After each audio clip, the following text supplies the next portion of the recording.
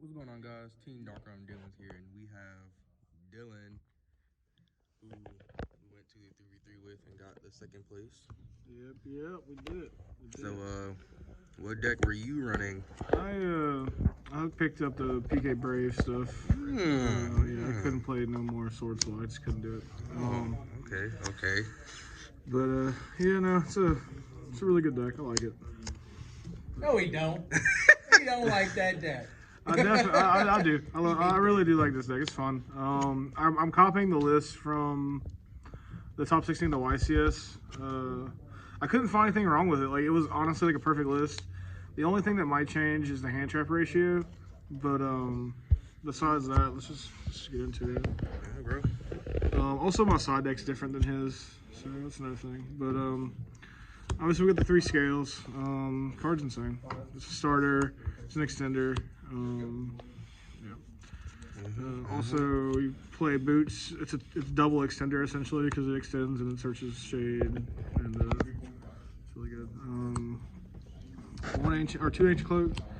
I think this is just all standard ratios, to be honest with you, so I'm not really going to say too much about it. Yeah. 1 gloves and 1 stained. Those are for the PKs. Played 3 water enchantress, 1 griffin rider. This engine's insane.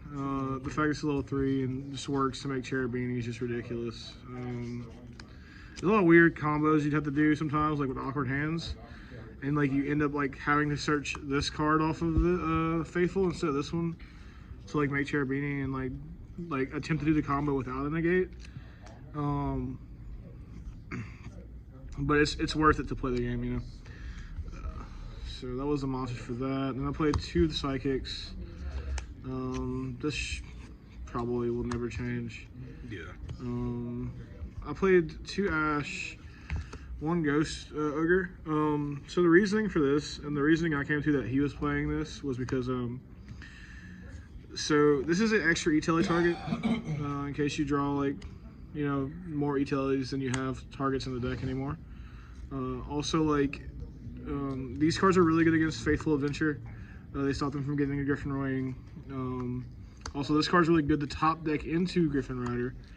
And another reasoning is that you have less of a chance of seeing 2 Ash and more of a chance of seeing, like, you know, double of these 2 instead. Not double, but you know what I mean. Like, just not seeing 2 of the same hand trap this once per turn. Yeah. Then you played the DP Scythe package, bricks, obviously. This card's actually not a brick. It's really good to draw this card because you don't have to make Dagda. And like, if you draw this card, you auto have the combo where you have a break sword engrave with the blade to pop it with Vardish, and you get to use your DP to protect it. So it's really good. Obviously, we played the 3 rights. This card's insane, man. Like, the fact that there's no restriction on like what you can use the token for is ridiculous. The fact that you can summon the token attack mode is ridiculous. It's just insane. I played 1 Faithful Adventure, obviously. Draco back. This card, I before I built the deck, I was considering not playing this card, but like this card just comes up so much. Like, this card's actually ridiculous. They have to respect it. They have to pop their DP. If you can like droplet the DPE, then you can bounce it with this, and like just they don't have it anymore. Obviously, it's just insane. But yeah, and obviously 3 droplet. Droplet, I probably wouldn't have played droplet if it was a larger event, like a regional or an invite event. But because it was more of like a 3v3 case tournament at locals, I kind of figured this card would be just really good into the matchups I would have seen and against the players.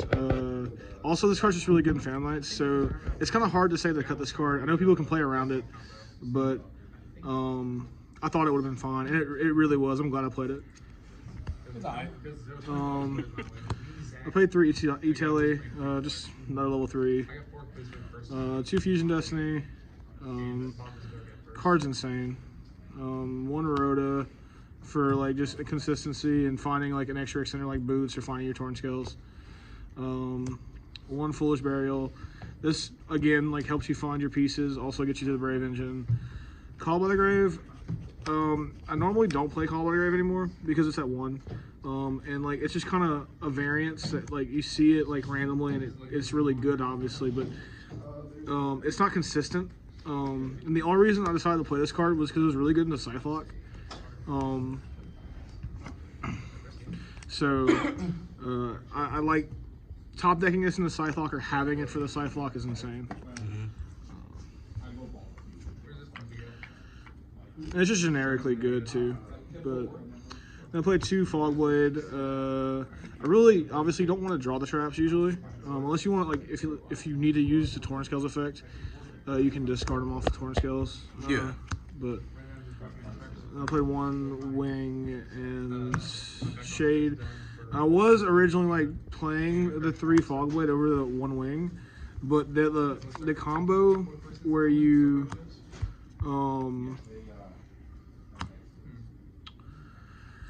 I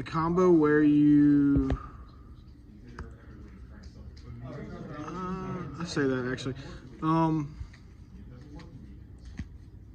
tired. No. You can't remember it. I can't remember it. But there's a reason for this. Like it's just better to have 2 different ones, right? Like to have reborns. Like because obviously they're once per turn in the graveyard. So like sometimes you need both to like in the graveyard to summon something back to play. Yeah. And the Shade's just really good. You need the Shade. Then the extra deck. I played 1 DP. This guy's a commander. He's insane. I played 2 Breaksword. It definitely comes up. Zeus is insane. 1 Leviair. This card helps you do the Scythe Lock because you summon back Ancient Cloak in attack mode. Use him and like another card to make the Dagda Ancient Cloak Dagda trigger. Yeah. Then Downer Magician for Zeus. And that was those cards. Link Spider. He comes up a lot. He's obviously for Nib too, but like a lot of times like they'll like hand trap you and you have to play really awkwardly and you have to use your adventure token, make Link Spider to make Verte. And it comes up a lot. Artifact Dagda, obviously for combo. Predaplant's insane. Cherub Beanie's ridiculous right now. This is like the next level of all chain.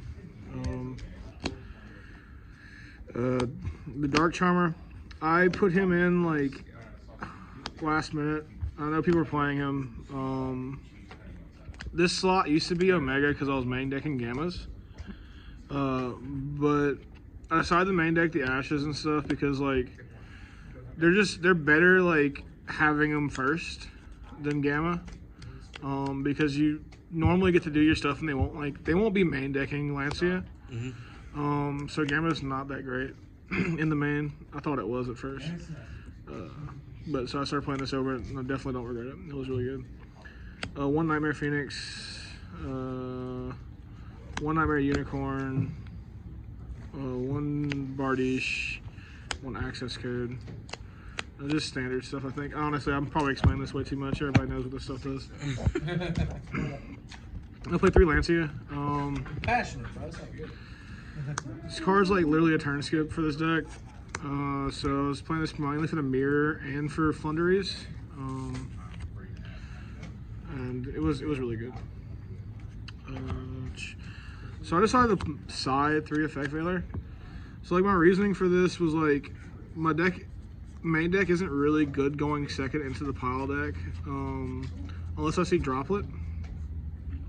So my sideboard for the pile deck was 3 Effect Veiler, 3 Nibiru, which Effect Veiler can go in for anything, right?